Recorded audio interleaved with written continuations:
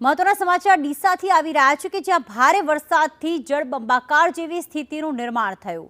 ગ્રામ્ય પંથકમાં ચોતરફ પાણીના આકાશી દ્રશ્યો પણ સામે આવ્યા।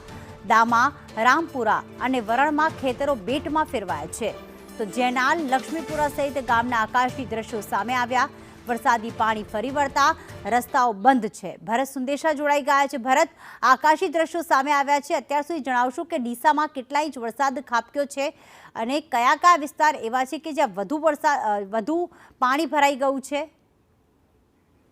ચોક્કસથી બનાસકાંઠામાં સતત 2 દિવસથી વરસાદ 5 ઇંચથી વધુ વરસાદ થયો છે ને તેના કારણે ગામડાના જે ખેતરો છે, ખેડૂતોના તે ખેતરો અત્યારે બેટમાં ફેરવાયા છે।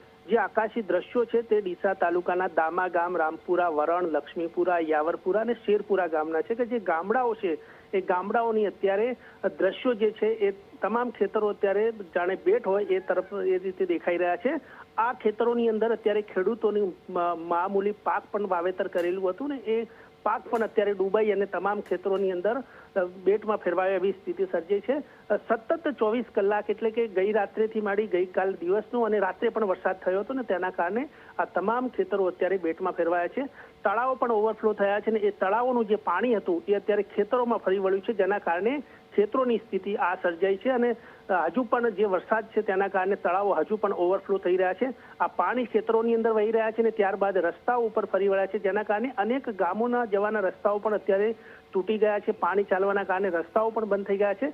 પરિસ્થિતિ ડીસા તાલુકાના 7-8 ગામડાઓની એવી છે કે જ્યાં હાલમાં તમામ ખેતરો એટલે કે હજારો હેક્ટર અત્યારે ખેતરો અત્યારે પાણીમાં બેટમાં ફેરવાય તેવી સ્થિતિ સર્જાઈ છે। જી બિલકુલ, આભાર તમામ વિગતો માટે ભરત।